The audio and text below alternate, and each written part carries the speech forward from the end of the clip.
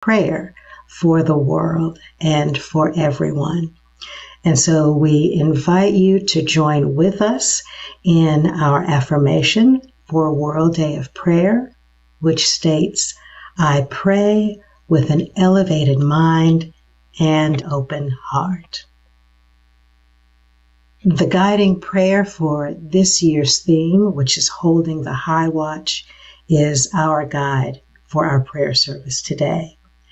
And as we join together in prayer, we remember all of the prayer associates in Silent Unity who even now are taking calls, praying with individuals who are responding to emails and messages from our You Pray phone app, and who are continuing to hold the high watch in the prayer vigil 24 hours a day around the clock, holding every request in prayer. We also remember all of our Unity leaders and ministers and centers around the country and around the world who are continuing to spread and to share the truth of the Unity message, and also each one of you and your positive intentions, the visions that you hold for good and the good desires of your heart. So as we move into prayer now, we invite you to center yourself, to relax and to breathe gently and easily, to bring to mind your prayer desires, your prayer needs, and anyone who is on your heart or mind that you wish to bless today. As we quiet ourselves and turn within, let us pray. With an inward and upward gaze, I rise from human concerns so that I might revel in the indwelling Spirit.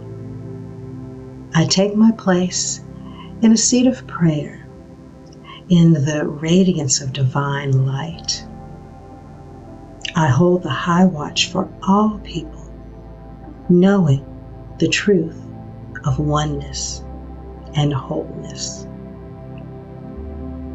I am one with divine love that lifts the sorrowful and the suffering. I am one with divine life by which they heal. I am one with divine wisdom that beams like a lighthouse shining on the path ahead. My eyes of faith have a view of the horizon on the mountaintop of awareness where I stand. I wait and watch, and I view the fulfillment of dreams and intentions for me and for all those for whom I pray, without obstruction and in a state of expectancy. My vision is far-reaching as I hold the high watch. I rest for a moment now in silent watch.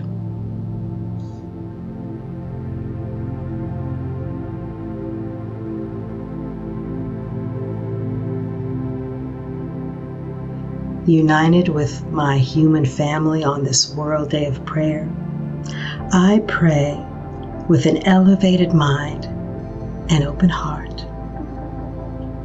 I say amen, let it be, and so it is. Thank you again for participating in this prayer service with us. We invite you to add your prayer requests and intentions in the chat, and know that Silent Unity Prayer Associates will respond, and we will include your name in continuous prayer vigil for the next 30 days. Thank you for lending your prayer consciousness to hold the high watch in prayer, as together we shower the world with light, with love, and with peace. Hello, friends. Thank you for joining us. We're real excited about having this time with you to share some of what Unity Prayer is all about. My name is Reverend Linda Martella Whitsett. I proudly serve the Unity Prayer Ministry, also known as Silent Unity, as Vice President here at Unity World Headquarters. I serve as a manager with the Unity Prayer Ministry with Silent Unity. And I've been with Silent Unity for about 8 years, starting as a prayer associate. And I'm very happy to serve as a manager now. So we want to talk about Unity Prayer. For those of you who are familiar with Unity, you know that Unity Prayer is pretty unique in terms of the way we pray, what we emphasize, what's important about prayer. And for those of you unfamiliar with us, we're just going to give you a quick briefing about that before we explain some of the action of Unity Prayer, some of the flow of prayer and what it's all about. I'm going to begin by explaining what Charles Fillmore, one of the co-founders of Unity, had to say about the meaning of prayer. Fillmore said, "Prayer is the most highly accelerated mind action known. It is an affirmation of truth that eternally exists, but which has not yet come into consciousness." In other words, it hasn't come into our awareness. He says it comes into consciousness not by supplication, but by affirmation. Our form of prayer is called affirmative prayer for this reason, that it is about affirming truth, as Charles Fillmore said.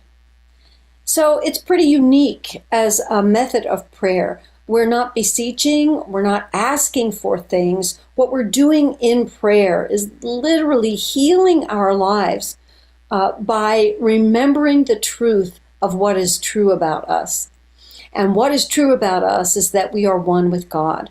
And so we identify something of the nature and power of God that we can recognize and that we can then internalize and utilize in life.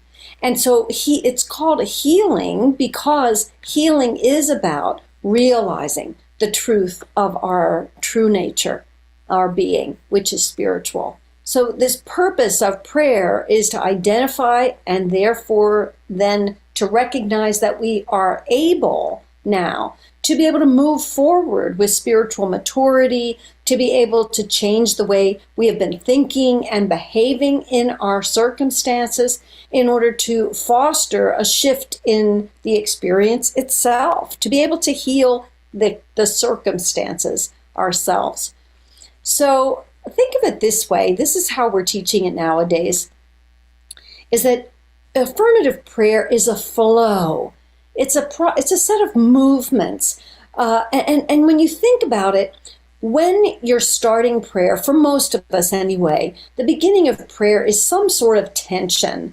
In a sense, we've got a prayer need, which sort of is like a tension if you think about it. It's a constricted energy. And if you can see my fist here balled up, another way to think about this is the way I think about it is this motion of a fisted hand, it looks almost embryonic, does it not? It looks like it's potential. And that's really how we think about it. When I have a prayer need, I have a potential that I could open to and begin to realize. And so the prayer flows from that start, which is what's on my mind, what's in my heart, what is my need right now that I want to pray about. And where we're going to go is to begin by opening to truth. And so Tracy and I are going to take turns explaining each of the movements in this flow of prayer for you. And as Reverend Linda shared, we begin by opening. The first movement, which sets the foundation for the rest of our prayer process, is to open. I open. And as Reverend Linda stated, we begin with a tension between what is our prayer need and how is that need fulfilled. And so many times we begin with a vision in our head of what the outcome is that we have in mind. But when we open, we release that vision of an outcome. We release that specific desire, and we open to the unlimited potentials and possibilities of the power of God that is the truth of who we are.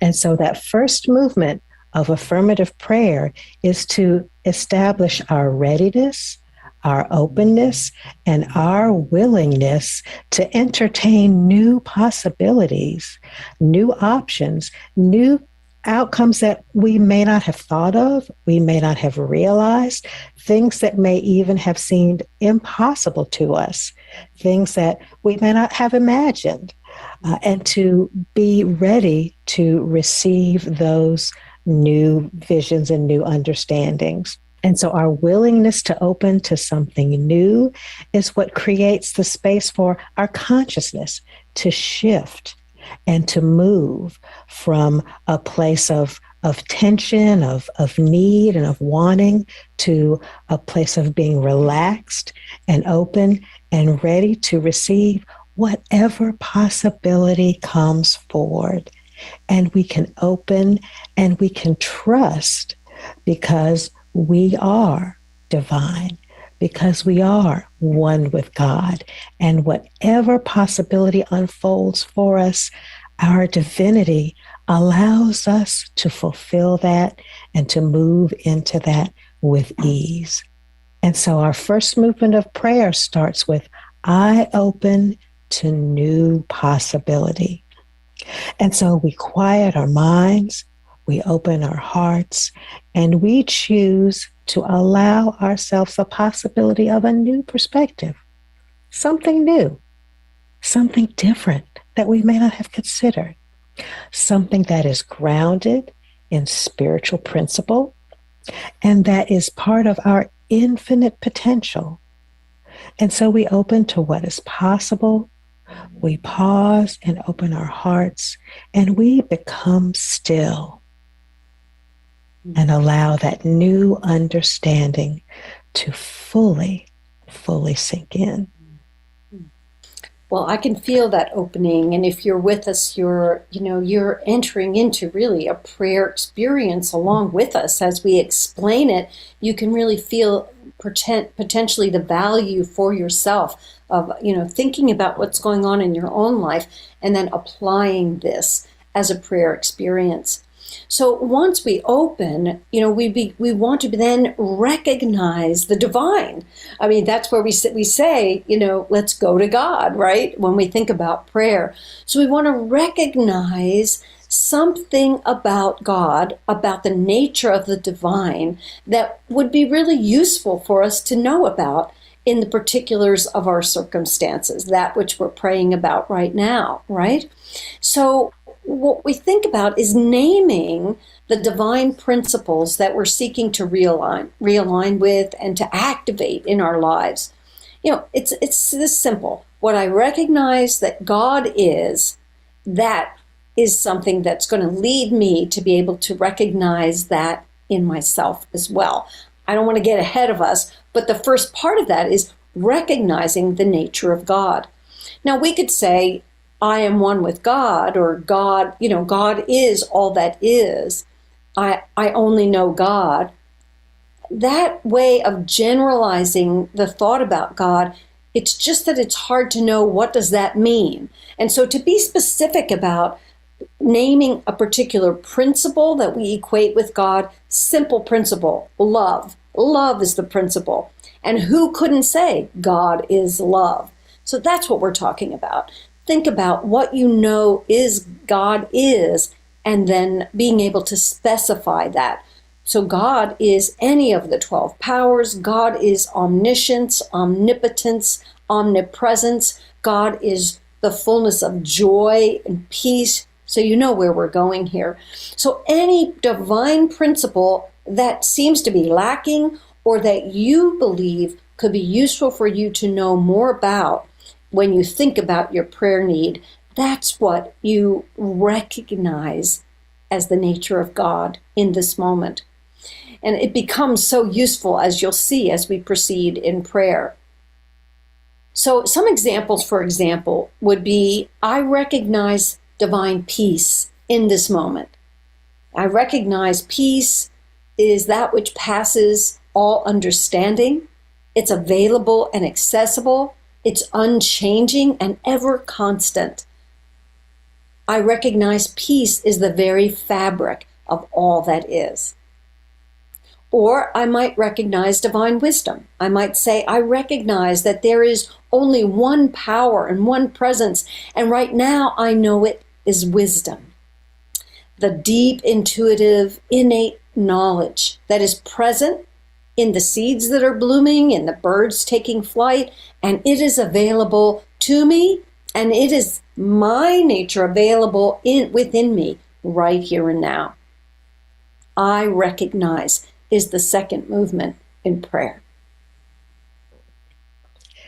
And after we recognize, we integrate. And what that means is simply whatever the divine principle is, the spiritual principle that we identified in the second movement, we claim that and embrace that as part of our identity, as the truth of who we are. And so when we talk about divine peace, we claim peace as our nature. We know and understand that we have the capacity, the ability to be peaceful, and we call that forth. As we recognize divine peace, we integrate and embrace our divine identity, which is peace, and we could say to ourselves and remind ourselves, I am peace. And there may be a little bit of work here for us to do, because sometimes that divine principle doesn't look like what we have seen, what we have expressed, what we have experienced in our life. And so it can call us to release what we have known in our humanness and to embrace the spiritual identity, the spiritual principle of peace, of wisdom, of life. We know that God is life. And so we can integrate ourselves with that principle of life and claim that as part of our identity, regardless of what may be happening in our bodies, in our minds, in our spirits. We can stand on that principle and claim it as our true identity. And so we joyfully claim that identity. We know that we are one with the universe. We know that all that God is, every principle, every characteristic, is who we are. And we release our human conditioning, our subconscious that tells us that we're not. And we claim that truth. And you may have to be bold about it. You may have to be bold about it and just, say to yourself, this is who I am, regardless of what it looks like, regardless of what I've experienced, regardless of what my parents may say or my coworkers might say or others may have told me. This is who I am, and this is who I'm going to stand up and be. And so we claim it, we embrace it, we integrate it, and as we move through the steps of prayer, we put it to work. We put it to work. Tracy, I love what you're saying here, and I really want to just re-emphasize that, the unity teachings, the prime teaching that we have is the prime principle of oneness. Mm-hmm. And it says there's only one power, and that power is God power, and that we are one with that power. And so if there's only God power, how could we be outside of that? Mm-hmm. We have to be included in that. And so if it's a stretch, if it feels really strange to be able to say this, remember, we're only claiming that one aspect of the nature of God that we need, that we really need to be able to know and internalize in this particular prayer situation. We're not saying I am all of God, I'm everything, because that's not what we're really after. We're after being able to claim one aspect of that infinite nature, one that's going to be very helpful to us.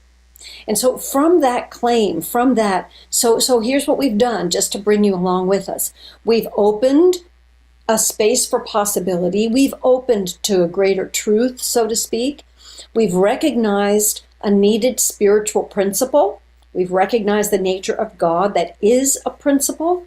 And then we've integrated this spiritual principle with our own divine identity. Well, now we're ready to step into what we call realization. And this is a greater, deeper understanding of what becomes possible when I know this. You know, in a sense, we've said, God is this principle, therefore I am that principle in nature, the truth of me. And so, therefore, what can I do differently? What can I bring about? How can I hold my thoughts? How do I live? What habits of behavior do I maybe change in order to conform to that principle? This is the part of prayer we call realization. It's actualization of this idea of integration, right? In New Thought, answered prayer is often referred to as a demonstration, meaning that we demonstrate or we embody a divine principle. We bring it into manifestation in our life and in our experience. Well, this is all the state of spiritual realization, that we know what we can have, what we can know to do, what we can be, what we could change in our day-to-day living habits. This is all the way it works. Myrtle Fillmore, co-founder of Unity, said this is our method of prayer: acknowledging our oneness with God, claiming the ability that it gives to us, and then expecting to have what we need and what is conducive to our spiritual progress.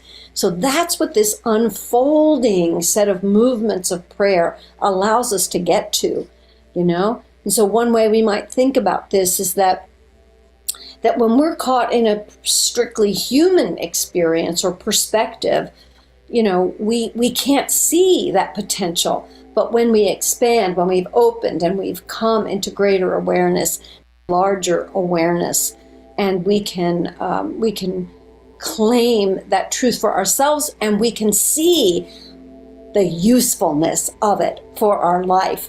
We can change now. Myrtle Fillmore did this with her own healing, where she said, I realized that I need to express my emotions in a more helpful way instead of stuffing them. She said, I could change the way I've been eating and drinking, my habits. I can pay attention to what feels healthful in my body and what doesn't. Simple things like that become possible in this state of realization. So then we conclude prayer, and Tracy will describe that. Mm-hmm. And so the next, the final step, which is almost a natural outflow of when you have opened to the possibilities, to new possibilities and potentialities, and when you identify the spiritual principle that applies to your need, to your situation, and you claim that and you embrace that, and then you realize that you have the power to do something with it, then the natural response to that is gratitude, is to be grateful and to appreciate that the power is in your hands to make the changes that you desire in your life. And so our prayer process closes with appreciation. I appreciate. And this is where we express our gratitude and our thankfulness for this new realization, this new understanding of truth. We are grateful for how our thinking and how our consciousness, our awareness has shifted from that tension of being stuck with a sense of need to a realization of, I can do something about this myself, and I have the power to do this. And we can incorporate all of this going forward. We are grateful because we can see that the path forward has been laid for us and that we have a sense of direction. We are open and can be aware of what is ours to do. And we are appreciating what has taken place in our heart, our mind, and our spirit in this process of prayer. Not waiting for something to change down the road or ahead of us, not waiting for something to be different tomorrow or the next day or next month, but being grateful for what has happened just in this process of prayer, how we have been changed and transformed. And that is the beauty of prayer. Not that it can change our outside situation, which it can, but that it changes us within, which is what this prayer process does. And so with affirmative prayer, with the steps of this process, we appreciate the fulfillment in the present moment and the transformation that we experience. So we appreciate our new understanding. We appreciate all that we have realized and all that we now know that we are capable of being and doing. We are grateful to see the truth of the situation. We're no longer trapped in our humanness and the limited vision of possibilities. And we are grateful that we now know how to show up as our divine potential, fully realized, expressed in this moment as peace, as healing, as wisdom, and as love. So what we've just stepped through, we consider the 5 movements of Unity's affirmative prayer as they can be explained in 21st century language. Those of you who studied Unity, you might have heard them as Unity's 5 steps of prayer, but we wanted to apply vocabulary that describes the activity of that part of prayer, and so we've reclassified them. So just to reiterate what those 5 movements are, it starts with I open, and then we go from there to I recognize the divine, I recognize specifically a divine principle. Then I integrate my human and divine awareness. So I integrate that I am that very principle in truth. Going from there, I realize something of what I could do to utilize and to express and demonstrate that principle in this circumstance. And then I appreciate the shift in my awareness, the truth that sets me free, the newfound knowledge of what I can do and how empowered I am. So this is the prayer experience. And we're going to embark upon an experience of these movements with you so that you have a chance to really pray along with us in this process. But beforehand, I thought you might find it valuable if we just gave you a couple of examples of how this could be utilized.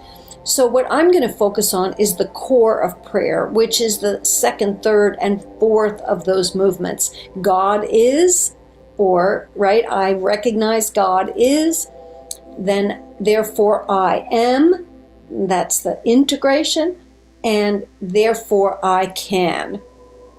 And that is the realization in prayer. All right, so here's a simple example. It's one that's pretty common. I'm worried about my loved one who's been hospitalized and is in the ICU. I can be aware of like what human feelings and what kind of where I might stand as a human being in that situation, right? But when I enter the prayer process and I open to greater truth, I'm leaning into my spiritual nature. So I begin by recognizing that God is, or the principle that I need to know is divine life. That's one possibility. I can really choose any principle that I relate to that makes sense at that time. But for me right now, I would say it's the principle of life, divine life, which is the irrepressible flow, the vitality, and the vigor evident within each form of life, within life itself, even in the formless. And so when I want to integrate that principle, I begin to recognize that I am one with, and I can now therefore rightfully claim the principle of life. I claim that I and my loved one is the very flow of life. The vitality of life is evident in her presence right now.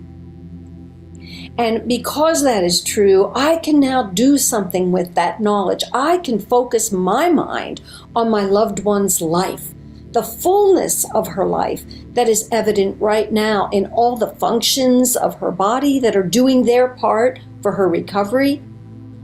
I can think about her wholeness, the truth of her whole life that is so much more than this one set of diagnoses or symptoms, right? Instead of obsessing over what appears wrong, I focus on her whole life. I also can speak to her of all that she loves about life, emphasizing her wholeness and having her turn her mind also to life. And I can also know that life is not about her body or about her human existence only, but that life is ever present. It's continuous with no beginning and no end. So you notice in this prayer process, we didn't promise a specific outcome. We didn't jump to a conclusion that of course she's going to get out of that bed. That's not the point of prayer. The point of prayer is to heal our own thoughts of insufficiency about when we think about our loved one in the hospital bed. We can feel helpless. We can feel like, oh my gosh, worried about what if she doesn't survive. And we turn our minds instead to what is really true, even right now. And divine life is a beautiful focus for that. I hope you could feel that. A second example is about a job. I lost my job and I don't know how I'm going to pay my bills. Now, whether or not you were ever in that situation, you can probably imagine the tension that is experienced in that state of being. It's a scary time in life, a time of great unknown and worry about being able to live well. So when we enter the prayer process and we're going to open to a greater truth, we can begin by recognizing, just as one possibility, I recognize that God is, or the principle is, divine strength, which is the power of stability, courage, and tenacity. Really strong powers, right? And so then I go in, after I recognize that principle and think about what it means, now I claim that I am one with. I now claim the principle of strength. You know, this strength enables me to stand steady and stable in the midst of shifting emotions and even the day-to-day conditions, right? I am also courageous in spiritual strength, able to act in my own best interests.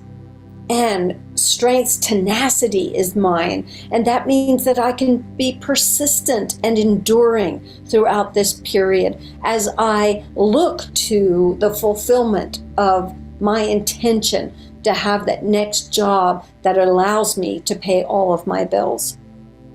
And so what's the realization then? Well, there's a lot of things that I can now do knowing that spiritual strength is mine.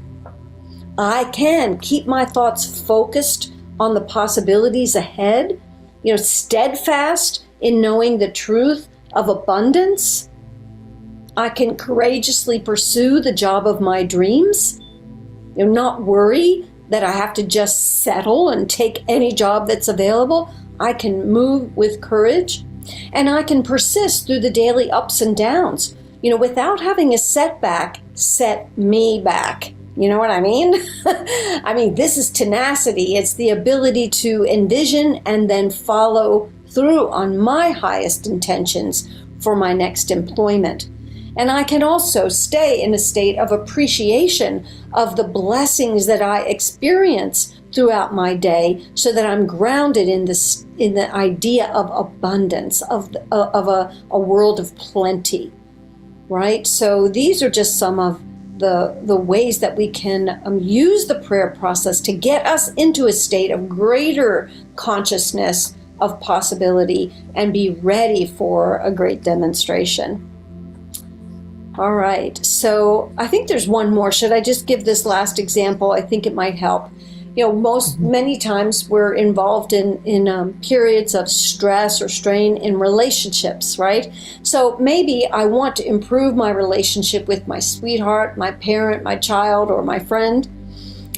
And so again, when I enter into prayer and open from that state of want or desire or need, I can turn my recognition to God as love, as the principle of love. And remember that love is a principle. It's not just a good feeling, right? So love is a magnetizing power, the harmonizing force, and the unifying nature of love. And I can then claim in the state of integration that I am one with, and I now claim that principle of divine love. I can be, therefore, an embodiment of love. And I can know that I and my loved one are magnetized to each other. We have the business of love between us, you know? And I'm able to harmonize my thoughts. This is what I can do now in the state of realization. I can harmonize my thoughts when I think about that relationship. And I can know myself as one with that beloved. And I can insist on knowing the truth that we are integrally, eternally one in love.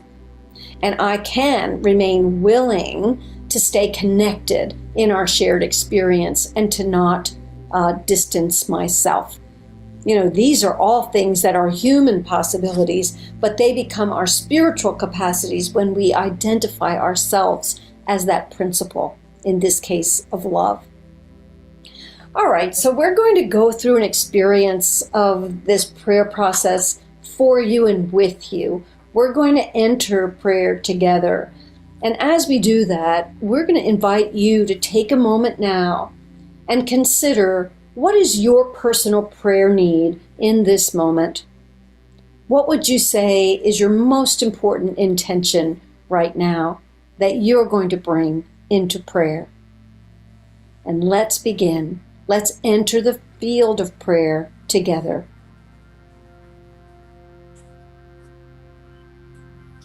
And so we move into prayer together.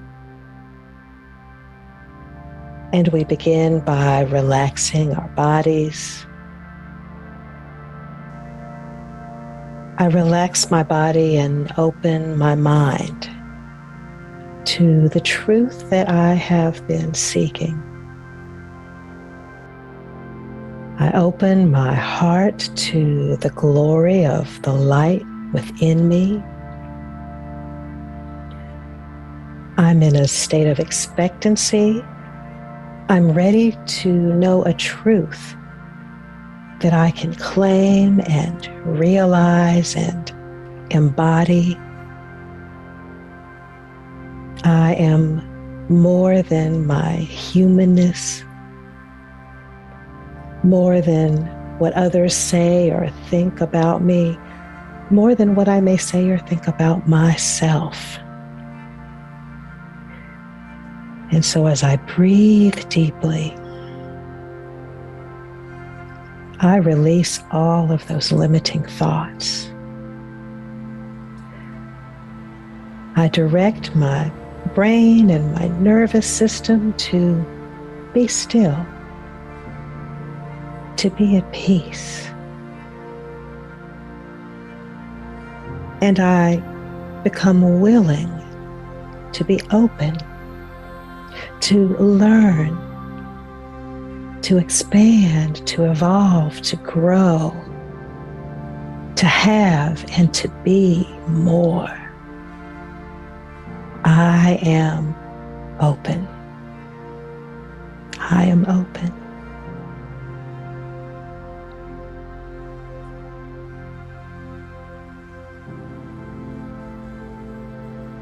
I open now to the power of God, and I turn my thoughts to begin to recognize a spiritual principle that I need to know right now. I look for and choose a word that describes God in terms of a particular power or principle. And I recognize that God is the source of this power in my life. Myrtle Fillmore said, God is neither male nor female, but principle, not cold-hearted, principle like mathematics, but the principle of life, of love, of intelligence. So think about the principles that you know, the principle of strength, the principle of joy or abundance, principle of order, of faith, of wisdom. And ask yourself, what do I need God to be right now? And let me express that as a noun rather than a verb, right? Let me express it as a spiritual principle, a state of being rather than an action, right? A beingness rather than a doing of something. So instead of loving, God is loving, I would say God is love itself, the principle itself. Take a moment now and choose one principle. You can't go wrong. Any principle that comes to mind is the principle for you right here in this moment. I recognize God is. I recognize the spiritual principle is. God is, and I am. I integrate. I embrace.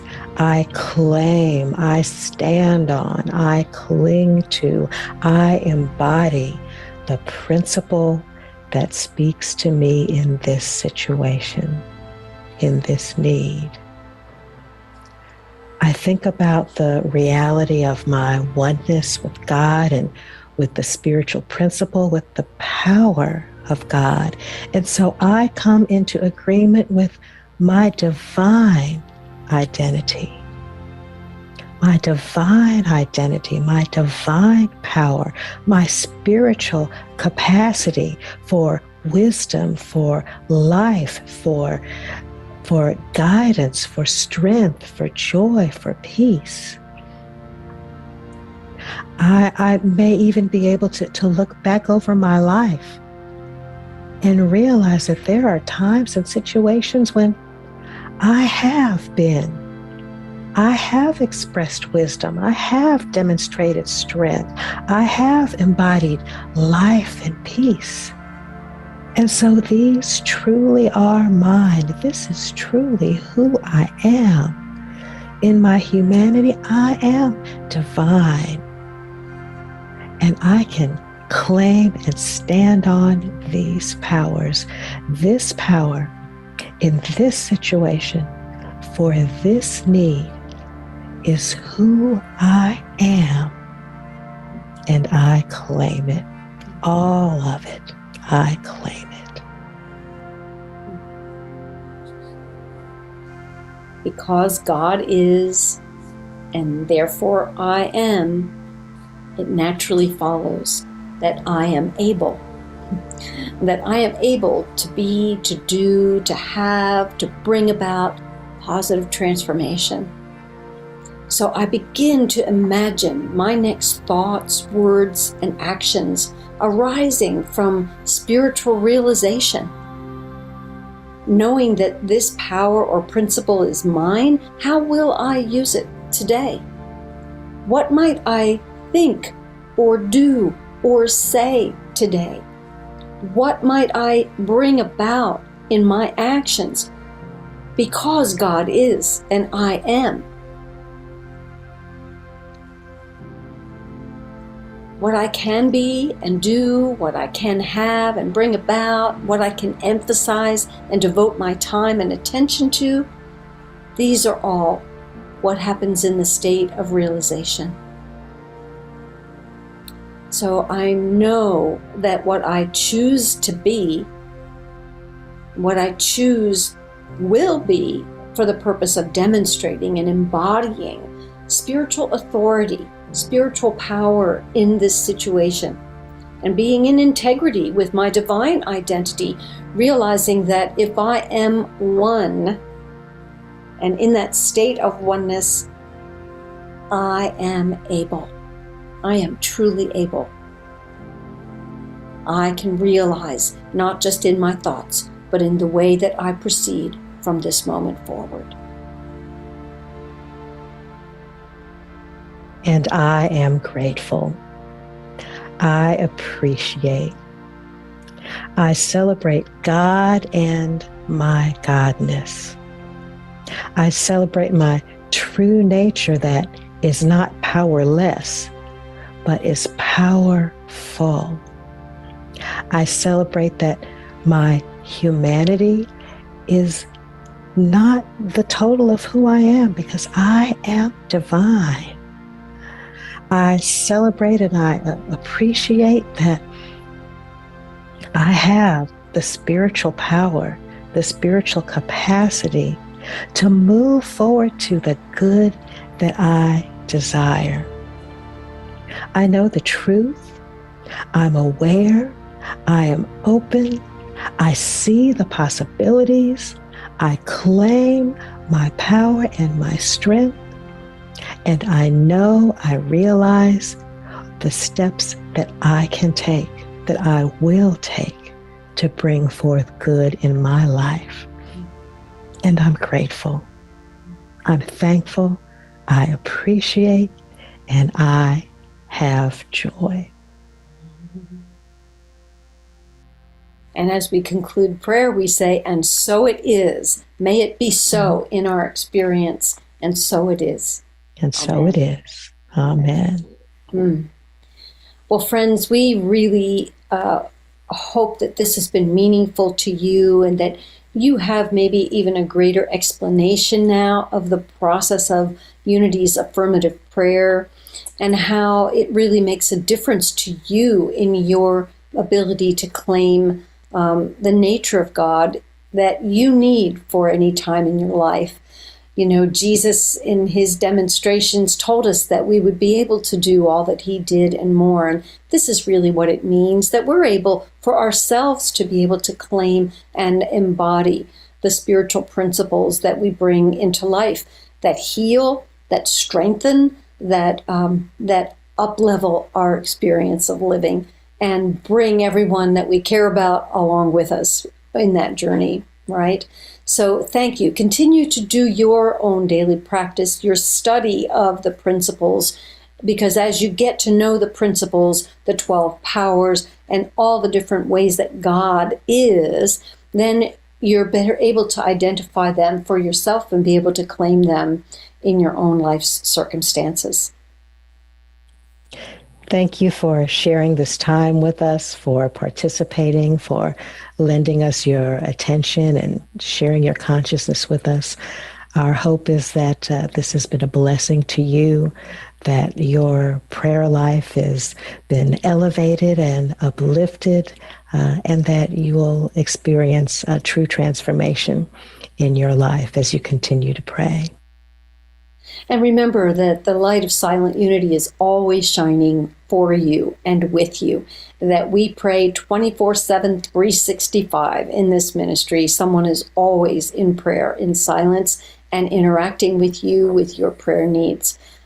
Look to silent unity in any way that is good for you, that makes sense to you, and also enrich your own prayer life through these practices. It has been our honor to share them with you. Silent Unity and Tracy and I both really just give you great blessings and appreciation.